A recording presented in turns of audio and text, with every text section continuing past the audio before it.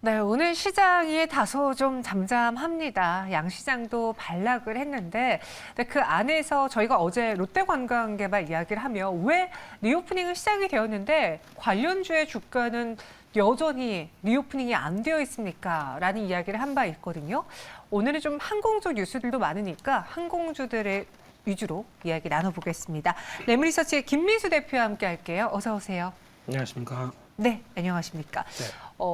어제는 이제 카지노주가 좀 하락한 이유가 뭐 중화권 이야기, 중국 VIP 그게 혹시나 하는 그런 이야기 때문에 더 밀렸다라는 뉴스를 저희가 전해드린 바 있는데 네. 요즘 뭐 리오프닝주들이 전반적으로 우리 기대치만큼 좋은 성과는 못 보여주는 것 같아요. 무엇이 그렇게 큰 걸림돌인 건가요? 네, 힘 빠지는 섹터여서 죄송합니다. 네, 제가 그런 것 같은 느낌도 드는데요. 아니에요. 네. 네, 근데 일단 한국 증시의 특성이 여기서도 나옵니다. 쉽게 말씀드리면 오늘 같은 경우 에너지 쪽 낙폭 커지고 있고요. 게다가 또 지금 같은 리오프닝 이쪽도 낙폭이 커지고 있고. 근데 오늘 가장 강한 섹터가 어디죠? 반도체. 그렇죠. 그러다 보니까 시장은 항상 가는 쪽으로 쏠림이 나오다 보니까 다른 거 다 정리 그쪽으로 가는 이런 현상이 나오다 보니까 이게 또 하나의 또 수급상의 변화가 되고 또 압박이 되다 보니까 나오는 변화라고 또 보셔야 될 것 같고요. 그리고 나머지 또 추가로 드릴 얘기는 일단 다 갖다 붙이는 겁니다. 네, 안 가는 이유가 이제 있다 보니까 그것 때문에 주가는 발목을 잡지만 그것 때문에 또 이렇게 급하게 낙폭을 보인다. 그거는 수급적인 게 더 크다. 이렇게 봐야 될 것 같고요. 다 아시는 얘기입니다. 리오프닝 쪽에서 환율이 이런데 어딜 나가 이런 얘기고요. 게다가 또 항공주 입장 쪽에서는 유가가 이런데 뭐 이런 또 아직까지 잘 떨어지지도 않는데 특히 정제 설비가 그렇게 강하지 않다 보니까 지금 거기서 나오는 뭐 항공이나 경유 이런 쪽은 여전히 높은 수준이다라고 보여지고 있고요. 게다가 또 제일 중요한 게 소비 심리에 대한 부담이죠. 네. 이 얘기는 계속 나올 수밖에 없는 게 맞아요. 경기 침체, 인플레이션 얘기 나올 때마다 계속 나올 수밖에 없는 게 한 번 여행 가고 또 갈 수 있겠느냐, 지속성이 있겠느냐라는 부분들이 가장 큰 관건이라고 봐야 될 것 같고요. 게다가 또 지금은 비수기입니다. 여행 잘 안 가고 안 오는데 의외로 저한테 외국인 분들께서 영어로 많이 물어보시더라고요. 아, 그래요? 네, 네. 네. 그래서 이렇게 친절하게 다 한국인의 멋을 보여주기 위해서 답은 드렸는데요. 네. 네, 근데 못 예, 근데 또 하나 중요한 게 앞서 말씀하셨듯이 중국 리오프닝 관련된 쪽에 대한 정책적인 변화들. 그러니까 이게 아마 이번에 시진핑 3년임이 되면서 이젠 거의 이제 주도적으로 모든 정책들을 강화시키겠죠. 그러니까 정책이 견제하는 세력이 없다 보니까 한 목소리가 그대로 강화될 수가 있습니다. 그렇게 되면은 아마 이제 정책적으로도 이쪽도 어차피 리오프닝이 가긴 가야 되겠죠. 언제냐라는 관점인데 그게 되기 시작하게 되면 그때부터는 좀 변화가 나올 수 있겠다라는 쪽이지만 아직 모르겠습니다. 그쪽의 속내는 더 체크해봐야 되겠죠. 맞아요. 이 중국 정책의 변화 여부도 사실 영향을 줄 수밖에 없겠죠. 우리하고 인접한 국가고 또 많은 관광객의 그 비중을 차지하는 게 중국이다 보니까 우리가 신경을 안 쓸래 안 쓸 수가 없는데 항공주들이 그 안에서 지난주였나요? 진에어가 급락을 한 바 있었고요. 뭐 당시 여러 가지 이야기 때문에 그러기도 했는데 지금 전반적인 그 항공 업황을 놓고 봤을 때는 주가가 부진한 가장 큰 요인은 달러 때문입니까? 어떤 게 가장 크게 문제가 되고 있습니까?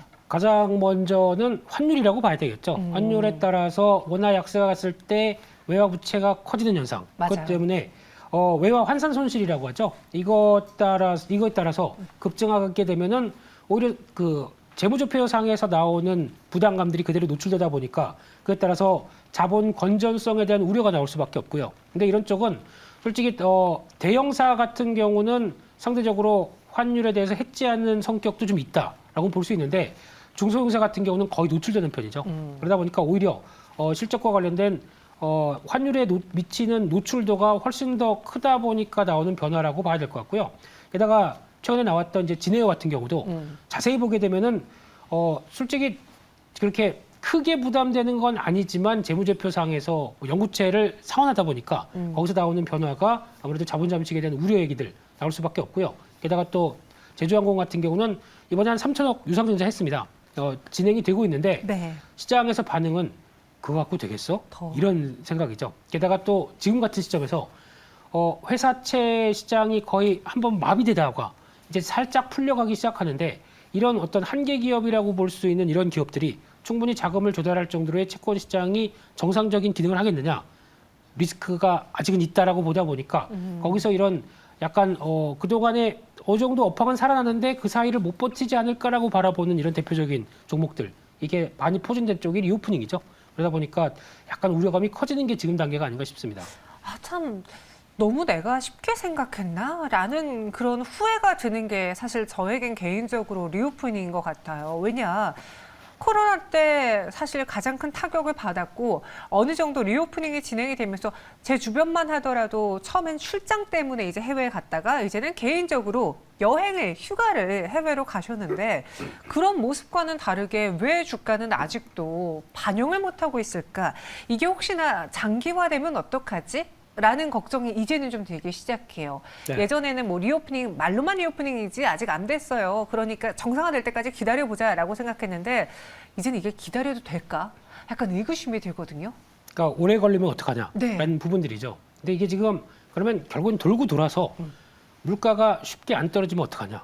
이거랑 똑같은 내용들입니다. 그러니까 그게 결론은 이쪽 이제 항공주라든가 나머지 뭐 여행 쪽도 어떻게 보면은 약간 소비 심리와 경기 쪽까지 영향을 끼칠 수가 있겠죠. 항공주 같은 경우 또 항공화물도 있겠고 거기다가 여객도 있다 보니까 대표적으로 경기와 관련돼서 체크해야 될 여러 가지 상황들이 그대로 다 노출되고 있다라는 쪽으로 보게 되면 여기서 핵심은 결국 돌고 돌아서 물가가 떨어지면서 나오는 변화까지 같이 나올 때 그때 좀 괜찮아지지 않을까. 근데 물가는 언제 떨어져요?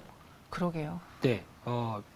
메아리네요. 답도 없는데. 그런데 이런 상황 쪽에서 아무래도 지금 나오고 있는 대표적인 두 가지 현상들. 그러니까 즉, 또 금리가 계속 올라오다 보니까 그동안에 갖고 있던 항공사들 같은 경우도 부채가 꾸준히 있었겠죠. 이런 부분들에 대해서 이자 비용 들어가는 부분들 같은 경우도 계속 또 부담이 되고 있다라는 쪽으로 보게 되면은 그러면 결국에는 여기에 계속 회복이 돼야 되겠죠. 네. 근데 회복이 되는데 회복 속도가 처음에 폭발적으로 나올 것이다라고 했던 수치마저도, 그러니까 수치는 폭발적입니다. 왜냐하면 전년 동기 대비 보다 보니까 뭐 1000% 가까이도 나오고 그만큼 숫자는 늘어나고 있는데 이게 이제 처음에 보여줬던 숫자가 그대로 찍힐 것이냐에 대한 부담감들이 또 나오고 있는데 좋은 건 좋은 건데 또 좋다고 말도 못하는 이런 상황들. 네, 이게 지금 현실인 것 같습니다. 네, 저희 시청자분 중에 한 분도요, 자본 건전성 이슈가 주식시장을 조금 더 얼어붙게 만드는 것 같아요. 이번에 그 레고랜드 때문에 부채라는 게 지금 심각하구나라는 걸 많은 분들이 깨달으신 것 같고요. 그러다 보니까 이 회사가 벌어들인 돈 외에 지금 자금 상황은 어떤지를 체크하다 보니 유독 LCC라던가 이 항공사들이라던가 여행주들에 대한 투자 심리가 또 한 번 위축된 것 같거든요. 진에어도 그 중에 하나지 않습니까? 그렇죠. 진에어 같은 경우도 자세히 살펴보게 되면은 자본 총계가 1,162억이었습니다. 근데 이번에 유상 관련 이거 연구체에 관련된 상환을 한 금액이 715억. 그렇게 되면은 745억이죠. 빼게 되면은 자본 총계가 416억 남습니다. 근데 네. 지금 회계상에서는 530억대 찍혀 있다 보니까 갭이 나죠. 자본 잠시 우려가 나옵니다. 그렇게 되면은 어떤 현상이 나오냐면 증자를 통해서 이 부분을 메꾸는 부분들이 나와야 되겠죠. 또 증자해 이렇게 되겠죠. 반대로 이런 상황이 아니라 그러면 자금이 이제 리오프닝으로 돌아가는데 좀 자금이 부족해 안 되겠다 그러면 빨리 좀 CB를 발행하거나 뭐 어떤 채권 쪽으로 움직여서 회사채 쪽으로 끌어들여야겠다라고 하는데 지금 정상적으로 움직이지가 않죠. 네. 움직인다고 하더라도 지난번에 한때 롯데 건설 관련된 쪽에서 자금 끌어올 때 17%까지 불렀습니다. 그래도 못했다고 하더라고요. 그럴 정도로 자금난이 단기적으로 확 위축되다 보니까 그 정도까지 고금리를 주고 빌려야 돼? 그러면 부담감이 또 많은 거죠. 그래서 이거를 지금 몇 개월 끌고 간다고 하더라도 내년 당장에 또 큰 폭의 변화가 나와야 그걸 또 상환하고 하는 흐름이 나오는데 안 된다라고 하게 되면 또 기업의 어려움은 가중될 수밖에 없겠죠. 그래서 이런 자금난에 대한 변화, 특히 몇 차례 언급드렸지만은 이런 인플레이션 시대에 가장 먼저 저희가 종목들을 접근하고 체크해야 될 거, 부채 비율이 많다라는 부분들은 많은 부채 비율이 당장은 괜찮아도 내년 가서 이제 돈을 벌어서 갚을 수 있겠다. 네. 그러면 빠르게 재무구조 좋아지면서 성과가 나올 수 있겠다. 이런 회사는 괜찮습니다만 부채 비율이 일단 많은 회사 같은 경우는 경계가 커질 수밖에 없겠죠. 그런 점도 한번 같이 체크해야 될 것 같습니다. 네. 근데 진에어나 LCC의 경우와는 다르게 대한항공의 경우에는 사실 코로나 시기에도 돈을 역대급으로 벌어들였던 회사잖아요. 물론 이 회사도 지금 부채들이 다 달러 기준이 맞다 보니까 네. 환율 문제는 걱정이 되긴 하지만 대한항공은 다르지 않아? 라고 생각하시는 분도 계실 것 같아요. 대한항공의 실적에 대해서는 지금 우리가 어떤 성적표를 줄 수 있습니까? 네, 이쪽도 어떻게 보면은 이제 여객하고 화물하고 다 있습니다. 네. 운송을 하는 입장이죠. 그렇죠. 그러니까 일단 운송 입장이면은 해운주도 마찬가지고 해상 운송 그리고 항공 운송 마찬가지로 경기 민감 쪽에 가깝죠. 이번에 페덱스가 실적 발표하면서 주가가 폭락을 한번 했었죠. 네. 왜 그랬습니까? 특송이라고 하는 특수적인 부분들까지도 예전만큼 못할 것이다. 맞아요. 라는 부분들이 전망을 하다 보니까 거기서 주가가 급락을 했던 부분들이죠.